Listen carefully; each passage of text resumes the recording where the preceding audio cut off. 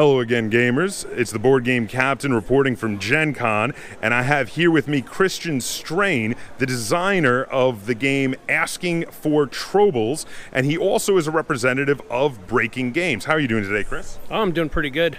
Pretty big game day already. Oh yeah, I mean, it's Wednesday here, but already I've been doing quite a bit too. So now, first off, I heard a little rumor that you are working on an expansion to one of my favorite worker placement games, Asking for Trobils. Is this correct?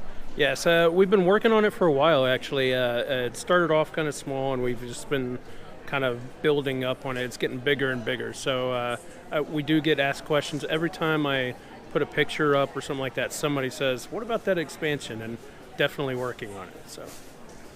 So is there anything you can tell us about it yet, like what we can expect from the expansion?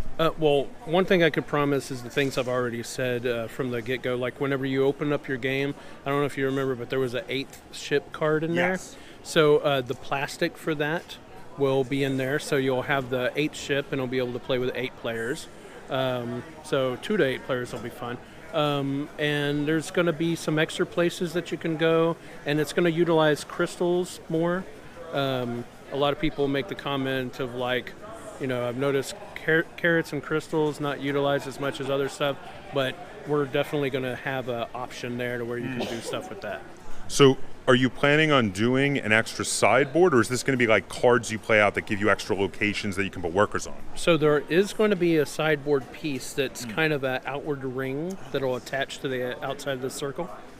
And, you know, our dream is that someday you make more and it creates a whole ring around the whole thing, but we'll see how stuff goes, you know. Very cool. I'm excited for it. I really like Asking for Trobils. It actually hits the table a lot for me. So now, what else can we expect coming in the not too distant future from Breaking Games? Well, Breaking Games right now, I'm working at their booth. I work for them. They have Rise of Tribes out right now. They're releasing 2 games at the same time on Gen Con, Rise of Tribes and Expansity. So both of those are being released, and I'm bouncing around helping them out with all that stuff at the same time, playing Trouble tournaments and stuff. Not tournaments, but ticket games and stuff like that. So what kind of game is Rise of Tribes? Rise of Tribes is it's got a unique dice element to it, or mechanic to it, where I've heard people describe it in video before, and it just doesn't do it for you. You have to kind of visually see it, but basically your choices impact future choices of everybody else, and everybody's just kind of feeding off of each other's choices through that. But it's also you know, a civ building in a little bit way, and area control. And so area control, civilization building. It sounds interesting. About how long does a game of Rise of Tribes last? I'd say about an hour and 15 maybe for your first game. Now, what about Expansity? What's that about? So Expansity, I actually made the 3D pieces for Expansity.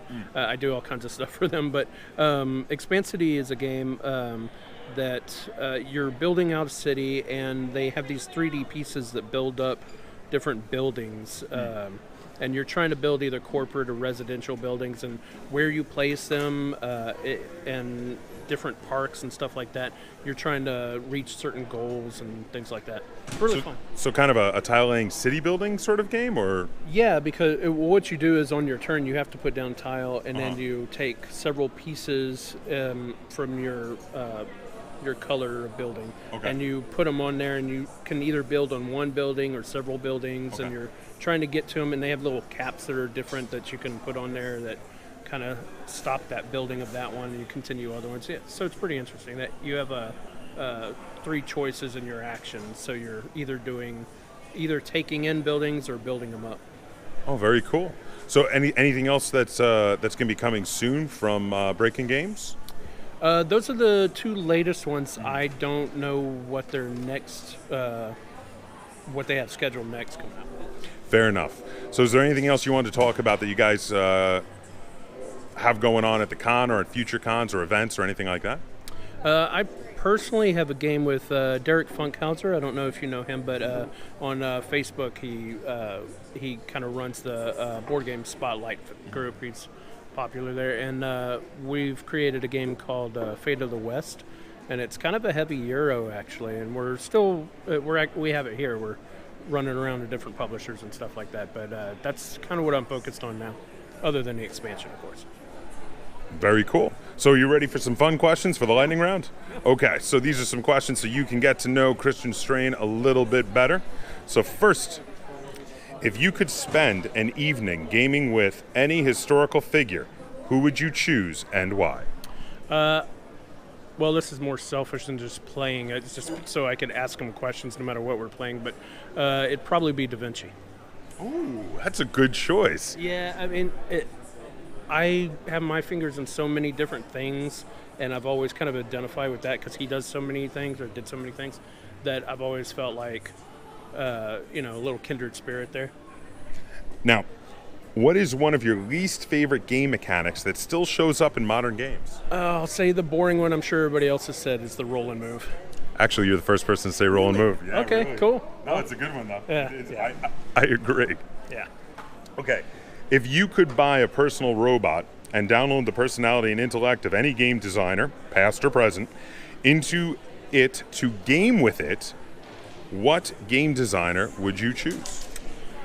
Okay, I kind of changed my answer in the middle of that question, so let me think. Okay, I guess I'd go with Bruno Catala, and I think the reason why is because I'm kind of an introverted person, and I've seen him once or twice at conventions just running past, and I kind of wanted to say hi and just ask him all these questions about, because he's one of my favorite designers. I mean, every time I look at games I want to play, it's one of his are in that group. I have all his games, so I think just I'd want to sit there and like pick his brain about stuff. So what's one of your favorite games that made you choose him? Well, Five Tribes comes to mind right off the Yamatai was great. Cyclades. I'm with, actually, I adore Five Tribes, and Yamatai is a really great one too. I thoroughly agree with you. So now, what is one of the first games that hooked you into the tabletop hobby? It's weird because it's one that I would never want to design, but it was Talisman. It's really weird, and I love it because of the nostalgia, but if someone were to show it to me today, I'd be like, it's got roll and move, like I just said. It's got roll and move, it's got cards after choices and stuff like that. It's just a random fest, but for the nostalgia, like I had the second, third edition, and then the weird fourth one, and that's the one that got me into it. I actually still own 2 different editions of Talisman in my collection. So do I. Yep. You know what? For its time, a roll and move, despite that, for its time, it was a great game. It's just, maybe it hasn't aged well, but I agree with you. It was a good one. It was definitely. Well, just like role-playing games, there's a certain kind of gamer, and I consider myself an omni-gamer because I love all kinds of games, but there's a certain kind of gamer that just accepts kind of like, oh, it's bad, but that's okay. It's part of the story. And for heavily themed games like that, if you can accept that kind of thing, it's fine. So, what do you think is one of the most underused themes in modern gaming?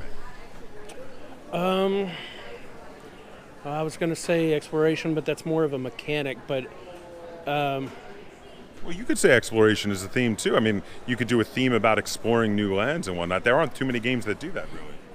Well, maybe there are, but they don't do it to my liking. To your specification. Every time I see a game that says it's got exploration, what they mean is you flip over a tile when you go there. And I'm like, I don't feel like I'm exploring. I feel like I'm flipping a tile. I want a little bit of story, something mystery, almost like a Star Trek episode every time I go there, So that's what I'd like to see more of. Yeah. It's a good answer. So, one final question. Who's your favorite board game YouTuber whose name is a mix of a naval rank and their actual name? Well, let's see. I think that'd be... it's Board Game Captain. There you have it, guys. Until next time, game on.